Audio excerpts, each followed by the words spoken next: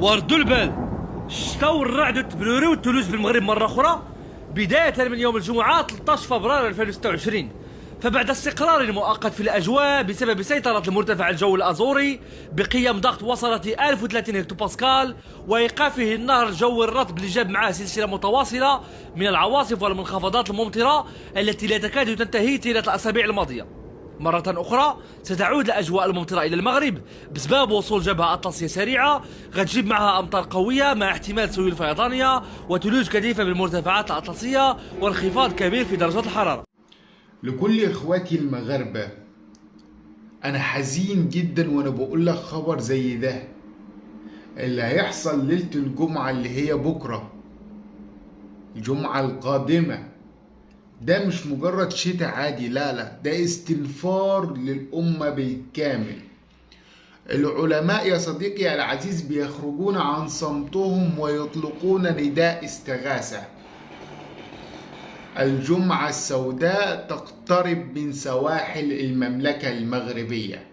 منخفض جوي مرعب لم تشهده البلاد منذ سنوات كبرى يا صديقي العزيز، والتحذيرات وصلت لأعلى مستوى. شفنا البدايات من فيضانات وغرق للمدن، كبرى مدن بالكامل تغرق يا صديقي العزيز. جايب لك الفيديو كامل وهنعرف التفاصيل ونعرف المملكة المغربية الشريفة داخلة على ايه. وجلالة الملك محمد السادس ربنا ينصره إن شاء الله، نصره الله وكتب له النصر والحفظ والسلامة له وللمغرب ولشعبها وكل المغاربة يا رب العالمين.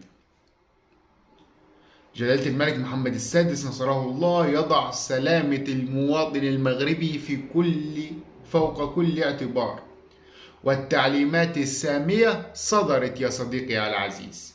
الحذر ثم الحذر. اليوم سأكشف لكم بالخرائط واللقطات المسربة ايه اللي هيحصل يوم الجمعة في سماء المغرب، وليه الخبراء والعلماء بيرتجفوا خوفا ورعبا من العاصفة دي بالذات. لو خايف على نفسك وعلى أهلك انزل ادعي ربنا يعديها على خير وتستر إن شاء الله، وربنا يحفظنا. وما تنساش تضغط لايك للفيديو ده علشان يوصل لكل مغربي وياخد احتياطاته. الحذر ثم الحذر يا إخواتي.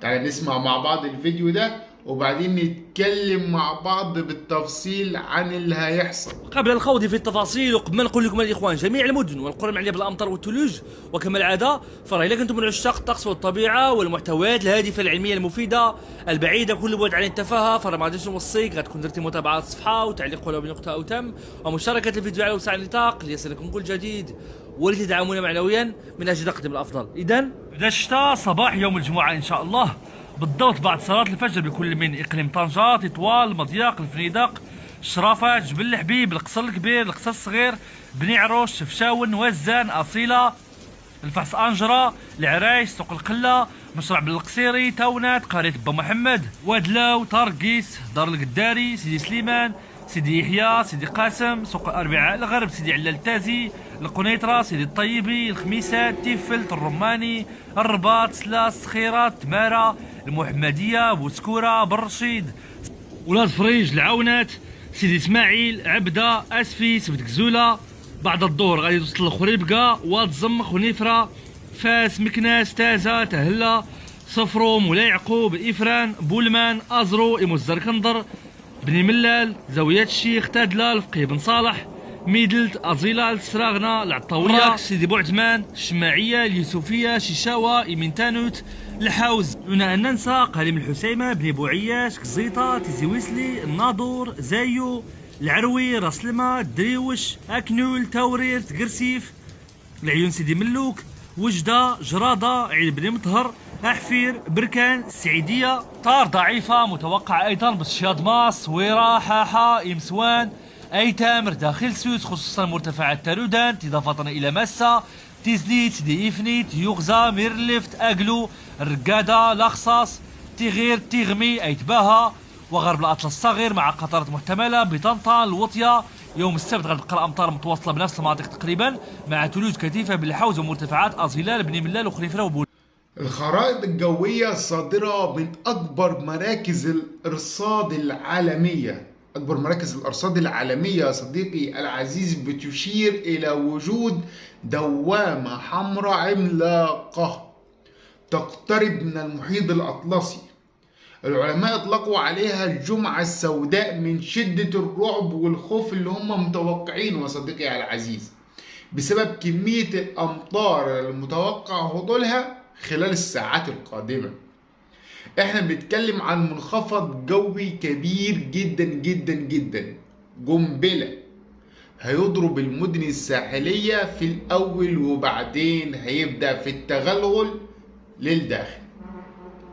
الفيديو اللي احنا شفناه ده عبارة عن لقطات بتشوف فيها، دي لقطات دي يعني مش فيلم سينما هو، لا دي لقطات متوقعة. فدي اصلا توقعات الاقمار الصناعية للي هيحصل فوق الدار البيضاء والرباط بطنجة واكادير. الرعب مش بس في المطر، لا الرعب من سرعة الرياح اللي ممكن يا صديقي العزيز تتخطى 100 كيلومتر في الساعة. وهنا بتظهر الحكمة في القيادة، الحكمة القيادية بتاع جلالة الملك محمد السادس، اللي بمجرد ما وصلت له الأخبار الاستخبارية والتقارير الجوية المرعبة أعطى أوامره باستنفار شامل لكل القوات المساعدة والوقاية المدنية والسلطات المحلية في كل الأقاليم. أعلنت حالة الاستنفار القصوى، مفيش مجال للتهاون مرة أخرى. ليه الملك حذر الجميع؟ لأن أمن المغاربة خط أحمر. جلالته بيتابع الوضع لحظة بلحظة، وهناك فرق إنقاذ مجهزة في المناطق الجبلية والوديان اللي ممكن تتعرض لفيضانات مفاجئة.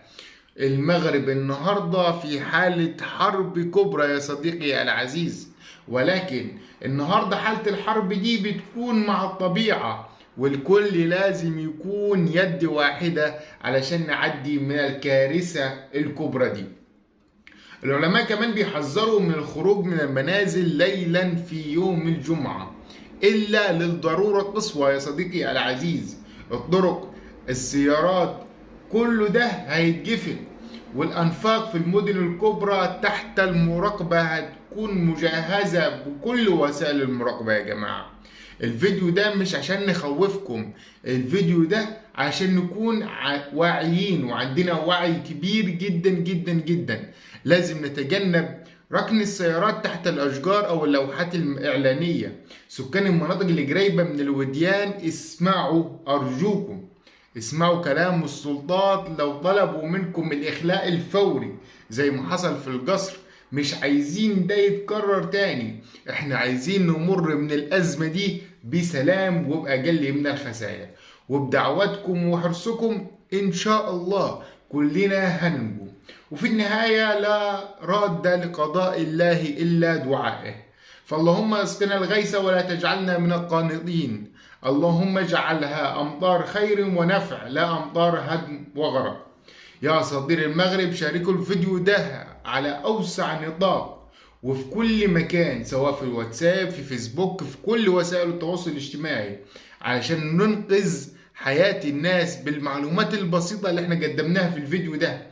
ممكن تكون انت سبب في نقذ اخوك المغربي. قولوا لي في التعليقات ايه حالة الجو عندكم دلوقتي وطمنونا، وهل انتم مستعدون لليلة الجمعة؟ وان شاء الله الليلة تعدي بسلام وبخير يا رب العالمين، وبكده توحشونا. سلام.